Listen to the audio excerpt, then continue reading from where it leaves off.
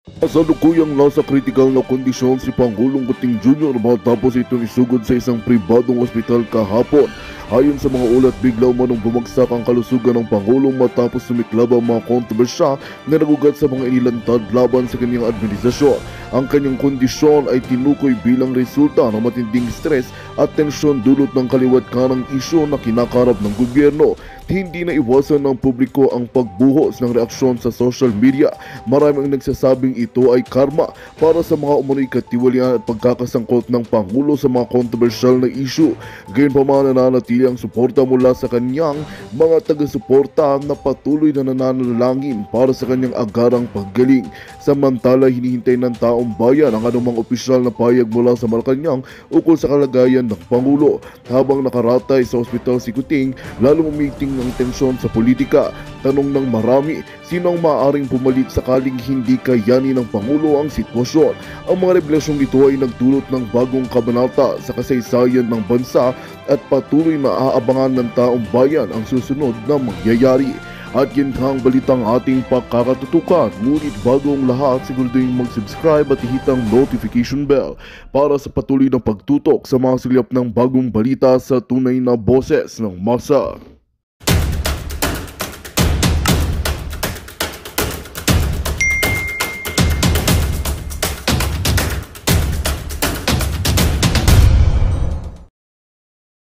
Wala, mas malala pa pala ito sa Smartmatic pag nagkataon.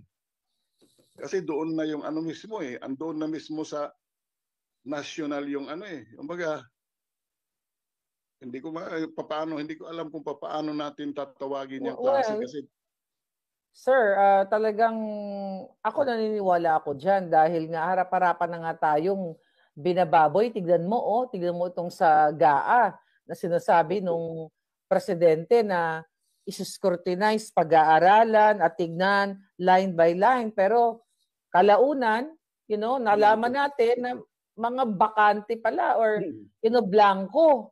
So, yung pagdaraya nila, yung gagawin nilang pandaraya nila sa darating na eleksyon ay hindi po yan kasorpresa-sorpresa. Kaya nga, we have to do something. Ano yung something na yun? We have to end them right now or never. Kasi pag hindi natin natapos siya mga yan, kasi ganito lang yan, kayang-kaya naman natin mga Pilipino, tignan, nakalusot tayo. Yung parang wala nangyari. Ang media, wala. Hindi nag-ulat. Itong dayain natin uli ang eleksyon. So parang, parang paulit-ulit na lang yung ginagawa sa Pilipino, tapos walang ginagawa yung karamihan. So kaya kawawa talaga Pilipinas. Kawawa kayo dyan na nasa Pilipinas na pinababayaan nyo na lang na ganito. Hindi imposible yan kay Lisa Marcos. Kung kaya ni Lisa Marcos mangidnap ng 2 bata, kayang-kaya niya rin mandaya muli sa eleksyon. Actually, Ma'am Maharlika, dito sa amin, kami talaga nag-aantay lang talaga kami ng magli-lead sa amin. Kung tutuusin talaga ang pinaka-the best solution talaga dito, Rave Gov Wala nang iba Kasi lahat inano na nila, sinalaula na Kita mo yung budget, harap-harapan, mga blanco, lahat, ina-expose mo lahat ng pagnanakaw. Dapat yan ilubog sa kumunoy. Dapat talaga Rave Gov na. Bibigyan ko lang ng legal context yung sinabi ni Samsung Yung gobyerno po ni Cory Aquino noong 1986 ay isang revolutionary government. Kasi nga po, doon sa snap election, ang sabi ng COMELEC, ang dideklarang panalo ay si Marcos Sr. Tapos, nag-alsa nga ang mga militar, pinoretektahan ng taong bayan, ang tinawag natin doon ay people power. No? At sabi ng Korte Suprema, nung kinuwestiyon ang pagiging presidente ni Cory Aquino, ay nagsalita ng taong bayan. Kaya legal ang pagiging presidente ni Cory Aquino at legal yung kanyang ginawa na sinuspindi niya yung 1971 Constitution at nagkaroon ng Freedom Constitution. No? So sabi ng Korte Suprema, basta may suporta ng taong bayan, ang isang revolutionary government, legal yan. Dahil ang taong bayan pa rin, ang tunay na soberenya kung saan nanggagaling ang lahat ng kapangyarihan. Tama po yan. So, Ma'am Prof. Ana, yung narinig mong kwento, ganito rin, no? Ganyan. Okay. Na So, parang parang sabi spokes na parang ganoon din ang storya ni Kuya kasi lalaki si Kuya. Kuya ang tatawagin ko sa kanya na sabi sa akin, ito sa probinsya hindi sa Manila. Na sabi niya, Prof, ang tanong kasi sa akin, Prof, anong magagawa natin or may tutulong ka ba? Kasi ang problema nila nasa kabilang partido sila. Baka kalaban sila. Kung about dito, sabi ko, ano po ba ang kaso? Ano bang nangyari? Tapos yun na. Parang similar siya in every way. Pero ang sabi ko, oh my God, sabi ko, talagang ganyan na yan? Sa maliit na munisipyo, kasi maliit yung munisipyo eh. Maliit lang, hindi siya malaki, as in maliit. Alam ko, kasi nakapunta na ako doon. So sabi ko sa kanya, grabe naman, ang liit-liit na munisipyo mo, pati ba naman sa kaliit-liit na munisipyo, kailangan may ganyan na parang wala na masyado, yung malapit sa admin, hindi na masyadong mamroblema daw kasi sure ball na yan. Eh di syempre yung kalaban parang namumroblema kasi syempre election nga, di ba, labanan siya dapat, may kampanya and all that. Pero parang ganoon, sabi ko, hala ka, sabi ko, ang problema, wala ako masyadong, hindi ko alam kung anong magagawa ko actually, sabi ko. Aside from the fact na I can write about it pag malapit ng election or sabi ko, pero sabi ko lang sa kanya, just update me.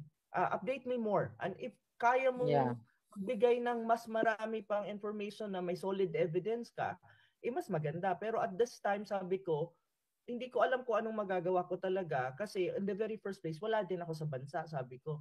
So sabi ko sa kanya, pero sabi ko sa kanya, ako hindi, parang, okay, nagpalit tayo ng machine kasi wala na yung Smartmatic, pero parang feeling ko wala pa rin. Ganun pa rin ata, mas malala siguro mangyayari. So, may ganun agam-agam ha, hindi pa dumarating ang eleksyon. Wala pa tayo sa campaign period. Mga spokes at saka si Marlica. So, ang tanong ko, hindi kasi naalala ko habang kausap ko yung kaibigan kong yun na nandun sa pinakamaliit na munisipyo, naalala ko yung nabasa ko naman na sinasabi nga ni yung ating chief of staff ba siya, si Broner, yung pinakamataas. Si Broner. Oo. Di ba mayroon siyang nagkaroon siya ng press conference. Election daw ang sagot. Oo, hindi kudita. Ang sabi niya na lahat ng grievances nyo, pwede nyo namang ilabas yan sa pamamagitan ng paggamit ng boto nyo. Kasi doon, kung anong gusto nyo, kung sinong gusto nyo, may ilalagay natin dyan sa posisyon. Parang gano'n ang sinasabi niya eh. Pero ang tanong ko, with all of these things na nalalaman ko at nasasagap ko, at alam mo yun, na ibibigay sa akin at report from the ground zero. Sabi ko, Leche, walang prog-asa dito kung election lang ang titignan natin. Sabi ko, oh my God. Sabi ko, alam mo anong solusyon? Prof, alam mo anong solusyon? Yung nasa likod mo, si Winnie the Pooh ba yan? Kunin mo yan at karayom. Kung sa karayom, salamin na sila. Your honors. Ang kaibigan ko, yun ang hinahag ko pag hindi ko na maintindihan yung nangyari sa Pilipinas. Hinahag ko na lang sa seriously, mga your honors and speakers, tama naman tama ka doon Samsung, talagang dapat syempre alerto natin yung mamamayang Pilipino, maging vigilant tayo at there's no way out, there's no solution na matindi kundi talagang magsalita ang taong bayan. And let's look forward na itong parating na mga pagtitipon mas malaki, mas pinalakas, di ba? Yun ang kaabang-abang yun. Wala nang pag-asa eh. Yung lugar pa naman na yun nag-host pa naman ng 30-30-30 yun. Kaya sabi ko, nako, talagang wala na. Talaga kuya, may 30-30 yun? May 30-30-30 talaga. Mahigit 60 congressman ang nagpunta. Siyempre, kada congressman, 777 naman, 21 million. Kada congressman, 777. Kaya talagang bubuwagin na dapat talaga yung Congress na yan. Dapat buwagin na yan. Pag dapat ganun nga talaga. Oo, talagang Kasi parang nagmumula ang corruption talaga, no? Ang sa akin anyway, thank you, Your Honor, ha? Your Honor Samsung, maraming salamat, ha? Pero tingin ko, Prof. Ana, meron pa tayong ibang Your Honor si Milo at saka si BR23. Oo. Before BR23. Go ahead, BR23. Maraming sandali lang, Spoke. Maraming salamat, Kuya. At mag-ano ka lang ha, mag-report ka lang. Basta andyan naman si Sis Marlica, andyan din si Spoke Sari. Pasa mo lang yung mga information na mayroon ka. Yeah. Ito, before sa kanila, kay BR, mayroon tayong i-welcome na ating kaibigan, si Maricar Serrano. On board siya. Hi, Maricar. Oh, Okay. hello, Maricar. Hi, Maricar. Please unmute. Na-host ka, pwede mong i-unmute sarili mo at the same time, video, tapos ipipin ko, ikaw. Alright, I'm here. Hi, Maricar. Ayan. Hello. Nakabalik ka na ba dun sa lugar ng mga camel? O Andito ka pa sa na. maraming camel? Permanent address ko sa ngayon to. Ayan. Hello, Marlica. Hi, Miss Hi, Anne. Maricar. How are Thank you? you for allowing me to invade. Kasi Sure. gusto ko rin makijoin sa demise nila. Diba? Gusto ko din Siyempre. makijoin. Kailangan. Abang-abang. Well, Anyway, maririnig natin ang iyong mga punto de vista ha. Pero tawagin lang natin itong si BR23 tapos ikaw naman ang sasagutin mong tanong, Maricar, gaya rin ng sagot ni BR23. Ano nang dapat ang mga susunod na hakbang matapos ang mapayapang rally ng 13 ng Enero? BR23? Hello. Yes. Hello, Sir Harry, Ms. Marlica, Prof. Ana, and to the other listeners. Maricar. Yeah, to Maricar also. Yeah, bali share ko lang yung sentiment namin kasi parang very disappointing yung nangyayari ngayon. When we voted for BBM, nandun yung hope na itutuloy niya yung projects ng dad niya. And ang daming niyang pinangako na bababa yung presyo ng bilihin, gaganda yung buhay, i-revive niya yung Bataan nuclear plant. Tapos yung nanalo na siya, sobrang sama nung nangyari. Parang kaya medyo nag-guilty rin ako kasi yung kinalaban, nakaaway ko pa yung ibang neighbors ko, ibang friends ko dahil sinasabi nila wag yun. Dapat kasi dahil dun sa record ng dad niya. Tapos siya pa rin yung sinuport ko. Tapos with yung nangyayari ngayon sa budget natin dun sa PhilHealth, sobrang masasabi ko dun sobrang plunder siya. Talagang pinilit. Kumbaga parang nahuli na siya, may inexpose na ninyo na nalaman na yung balak nila na i-divert yung funds ng PhilHealth, i-appropriate sa iba, at tinuloy pa rin. So, kaso parang we feel so helpless kasi hawak niya yung military, hawak niya yung media. Tapos alam natin, like nanonood din ako sa vlog ni Miss Maharlika. So very aware ako dun sa mga kaya nilang gawin. So parang thank you for speaking for us. Kasi kami parang ordinary na tao lang kami, hindi rin namin alam anong gagawin, natatakot din kami. So yun, pero we thank you very much for being our voice in this very difficult time. Yun lang. Alam mo, hindi lang ikaw nabudol, lahat tayo nabudol, no? Pero pinakamalaki talaga nabudol si Madam Maharlika dahil number 1 vlogger yan ni BBM, no? Nung siya'y natalo pa noong 2016, bit-bit na yan ni Maharlika. Anong advice mo, Madam Maharlika, sa mga nabudol bukod doon sa kakanta ng Nabudol, Nabudol? Mamaya, patugtugin natin yun. Kailangan ko ng tech dyan. Your advice, Madam Maharlika, doon sa mga kapwa nabudol? Nakamute. Nakamute ka, Maharlika. Yun. Well, sabi ko nga wala namang ibang dahilan kundi gurgurin yung mga bangag.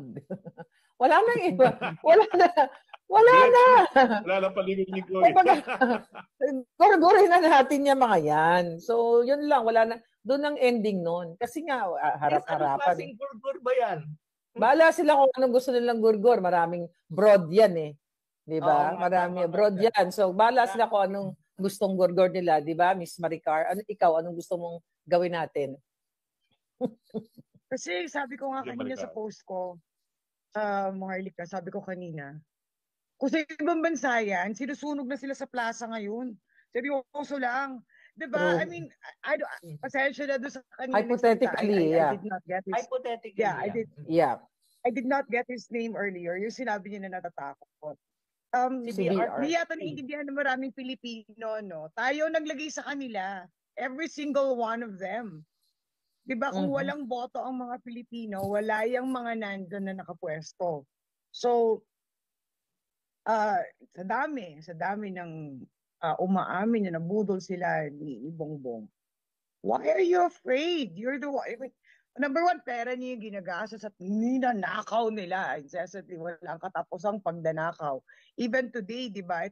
Actually, ngayon yung pinaka-ultimate rate na ginawa nila sa pondo ng bayan. Although, I must say, hindi ako naniniwala na ngayon lang siya pumirma ng blanco. I don't know with you, Papi Harry, pero hindi talaga ako naniniwala that this is the first time. Nobody has ever checked ano yung mga pinirmahan niyang budget dati. In the past, yeah. Diba? So, pangatlong beses na niyang pirma yan ng budget. Is that correct? 33, 24, yeah, tama. So, nobody ever checked. And kanina nga, I don't know kung naalala mo, Papi Harry, noong time na nandun pa siya sa Department of Agriculture. Remember that? Di ba yung may nag-forge ng signature niya? He did not even react. Di ba? Yeah, I remember that. Remember nun, Miss Ana, di ba, Maharlika? So nagkaroon ng gano'n. Nobody was punished for it. Nobody. If they played it by ear. Like, tapos ano yung munti ko magmura, sorry. Pero ano nga yung kalegya na sinabi nila na ano? Okay lang. Okay lang. Nandito yung queen ng bumura. Ano yung kaputang pero ina sinabi na-dethrone ka nila na. Si BP na yung queen na nagbumura. I have my share of doing that. Kilala doon na. Baka mamaya kasi isipin ng mga kakulto ko na naging ano na ako, mabait na ako. Hindi pwede. Okay.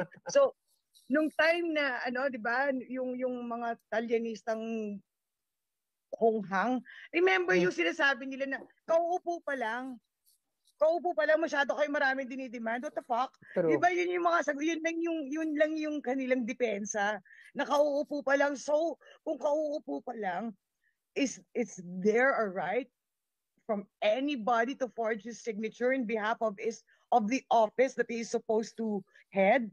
Siya yung secretary, no? Na how could you possibly, as a president at that, how could you possibly allow someone to falsify public documents and forge your signature? You are the president. Wala yun, nalulod sa sabaw yung kwento na yun. Kaya hindi ako nagugulat yung sa ngayon eh.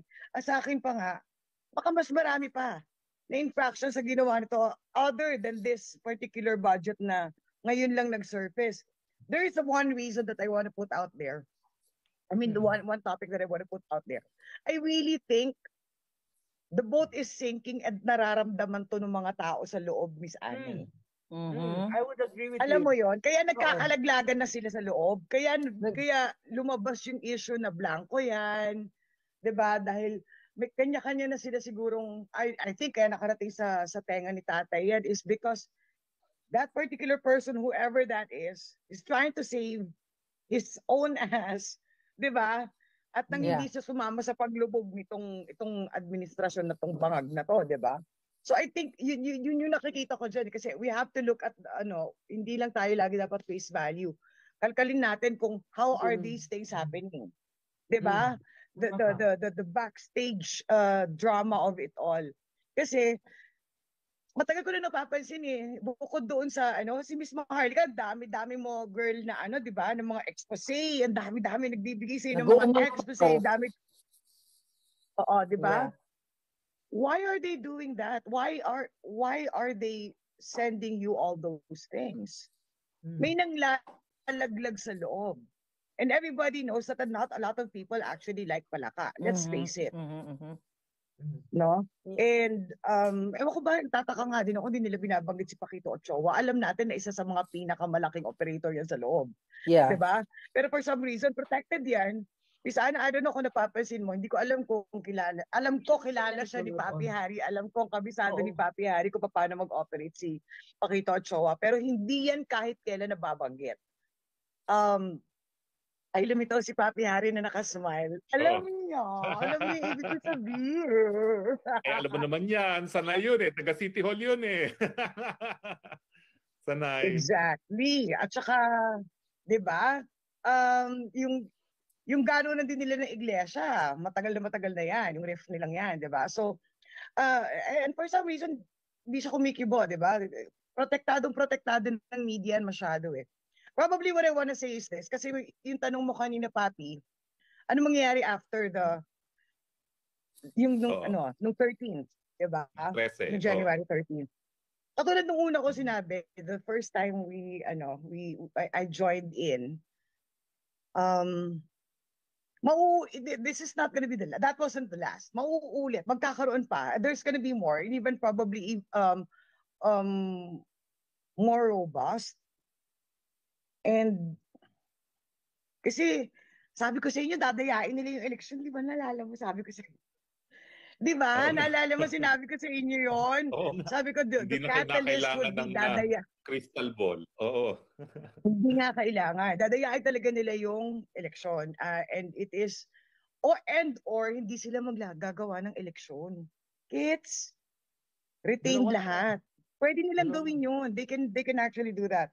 So, there are a lot of things that are, kasi every single time ang nakakatawa lang sa kanila. Consistently, they are making mistakes one after another. Actually, bigger blunder after another, di ba? Nakita na niya, gaano ka naman kabangag na nakita mo kung gaano kalaki yung dating supporters din ni President Duterte ng mga Iglesia ni Cristo, naglabasan, nag-show of force, essentially they are against the impeachment of Inday Sara. Tapos titirahin mo si former President Duterte, gagawin, tapos i-disbar mo, may sapi ka talaga, di ba? Yun lang yung pwede mo. Seryoso, di ba? I mean, I don't know kung ano na ang kinakarga mo sa katawan mo, Bonget, para magkaroon ka ng ganyang klase ng tama. But, and I don't think that everybody around you are actually being honest with you. Mukhang hindi nila pinapakita sa iyo yung reality. Pinapasingot ka na lang nila ng pinapasingot para wala kang malay tao. Diba? And, kasi at happy naman siya. Singot lang ng singot. Papi, ang purpose lang niya ngayon, mag-pictorial. That's it. It's all for show. Photo album ng PCO. Yan lang ang nakikita ko di ba? And whenever he speaks, napakalaki ng disconnect. So I don't think that we have a president. At kung meron ng presidente dyan, I think it's palaka and itong assistant niyang si Topa Cakes, no? And of course, ang susunod na doon itong si Tamba. I think ganyan ang mechanics doon sa loob.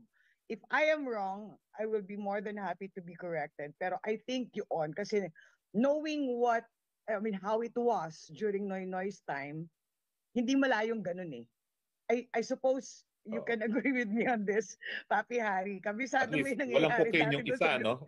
Oo, walang cocaine yung isa. Ano lang talaga, isip bata lang talaga. Oo. Magandang balita ang hatid namin sa inyo ngayong araw. Sa pagtatapos ng aming balitaan, nagbigay kami ng mga mahalagang impormasyon. Maraming salamat sa pagtutok at pagsuporta sa aming programa. Huwag kalimutang manatili sa mga susunod na araw para sa mga bagong balita at mga kwento na dapat nating abangan. Mula sa Boses ng Masa, magandang araw, Pilipinas!